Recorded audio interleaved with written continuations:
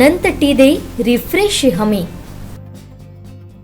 सिंधुदुर्ग जिल्ह्यातील पर्यटन स्थळांच्या प्रसिद्धी पर्यटकांच्या वाढीसाठी पर्यटन संचालनालय आणि जिल्हा प्रशासन यांच्या सहकार्याने 12 ते 16 ऑगस्ट या कालावधीत आंबोली वर्षा महोत्सव 2023 आयोजन करण्यात आलाय। या महोत्सव आंबोली ग्रामपंचायत कार्यालयाच्या परिसरात शुभारंभ करण्यात आला। यावेळी माजी आमदार राजन तेली मंत्री केसरकरांसमोर काय म्हणाले पाहूया। गेली अनेक वर्ष आंबोलीचं जे पर्यटन आहे ते एका धबधब्यापुरतीच मर्यादित त्या ठिकाणी आहे। आंबोलीत अनेक वर्ष या ठिकाणी लोक येतात, अनेक व्यावसायिकांनी चांगले व्यवसाय या ठिकाणी उभे केले। माझी सगळ्यांनाच विनंती आहे, दीपकभाई असतील, पर्यटन महामंडळाचे सगळे अधिकारी असतील, यांना विनंती आहे की किमान येणारा पर्यटक किमान 3 ते 4 दिवस तरी या आंबोलीमध्ये थांबला पाहिजे। आणि डीएफओ साहेबांना विशेष विनंती की प्रत्येक गोष्टीत थोडीशी अडचण आहे, आपली पण अडचण आहे, आम्ही समजून घेऊ शकतो, पण तुम्ही तरी निदान पुढाकार घ्यावा आणि मग वेगवेगळ्या ज्या आपल्याकडे असलेले क्षेत्र त्याच्यामध्ये असलेली वेगळी जंगल सफारी असेल किंवा जुने जे रस्ते आहेत की जे आज रेकॉर्डला आहे, सरपंच आणि त्यांचे सगळे सहकारी सातत्याने प्रयत्न करतात पण त्याने यश येत नाही। मग आपण पण सार्वजनिक बांधकामाकडे असलेलं रेकॉर्ड, आपल्याकडे असलेलं रेकॉर्ड हे सगळं बघून इथल्या आतमध्ये असलेले अनेक पॉईंट असे आहेत की अतिशय सुंदर या गावाला अजून वेगळ्या प्रगतीकडे नेणारे आहेत। आपण जर हे सगळं केलं तर मग गेडे, आंबोली, चौकुळ या तिन्ही गाव एकत्र येऊन चांगल्या प्रकारे लोक किमान 3 ते 4 दिवस थांबतील एवढी ताकद या गावांमध्ये आहे। इतक्या निसर्ग संपन्न सगळी गावं आहेत आणि म्हणूनच आपण सगळं पुढाकार या ठिकाणी घेतला पाहिजे। अधिकारी मंडळीने पण माझी विनंती आहे की नुसतं नावापुरतं असता का म्हणे तुमचं 3 वर्षाचा 4 वर्षाचा जो कार्यकाळ असेल त्याच्यामध्ये हे पर्यटन हा एवढा चांगला व्यवसाय आहे की इथे लोकांना रोजगार देणारा व्यवसाय। आज हेडे साहेबांच्या, गोसाई साहेबांच्या निमित्ताने या ठिकाणी आज हे झालेलं वर्षा पर्यटन महोत्सव असेल। आज बाबा मोंडकर सातत्याने प्रयत्न या ठिकाणी करतायत, पण एवढ्यापुरतं पर्यटन महोत्सव महत्वाचं होणार नाही, कारण आता 1997 मध्ये देशातला पहिला असलेला हा पर्यटन जिल्हा। आपण सगळ्याच राजकीय पक्षांनी, सामाजिक क्षेत्रातल्या लोकांनी विचार करायला पाहिजे की त्या 97ला आज किती वर्ष झाली आणि त्या तुलनेत आपण प्रगतीकडे आहोत की नाही आहोत। प्रगती झाली नाही असं म्हणणार नाही किंवा पर्यटन व्यवसाय वाढत नाही असंही म्हणणार नाही, पण आजचं पर्यटन जे आहे ते तारकर्ली देवबाग तितक्यापुरतं मर्यादित बाबा आहे। आणि म्हणून हे संपूर्ण जिल्ह्यात पोहोचण्यासाठी की सुदैवाने निसर्गाने आपल्याला एवढं भरभरून या ठिकाणी दिलेलं आहे। आणि मग जरी समजा जसं आंबोली आहे तसं पलीकडे दाजीपूर आहे, तिकडे हे सगळ्याचा एरिया आपण घेतला तर किमान एक आठवडाभर लोक या ठिकाणी राहतील अशा प्रकारची ताकद इथल्या पर्यटनामध्ये।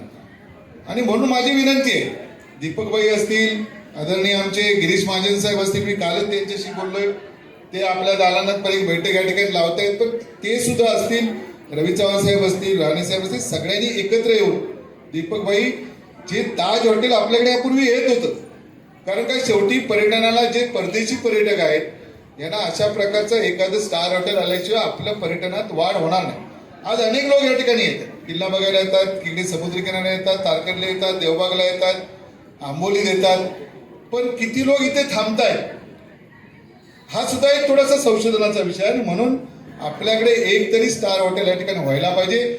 जसं आता मोपा बाजूला आहे, आज लोक या ठिकाणी भरपूर यायला लागले, पण सकाळी येतात की संध्याकाळी राहायला, जसं प्रभाकरने सांगितलं संध्याकाळी राहायला ते गोव्याला जातात। आज या रस्त्यावरून कोल्हापूर, सांगली, सातारा, पुण्यातून जाणारे रस्त्याची ते जे गाड्यांची संख्या आपण बघितली तर 4-5 दिवस सुट्ट्या मिळाल्या तरी जुलैमध्ये, ऑगस्टमध्ये अगदी पावसाळ्यात सुद्धा आज 5 स्टार गोव्यामध्ये सगळी पूल आहे।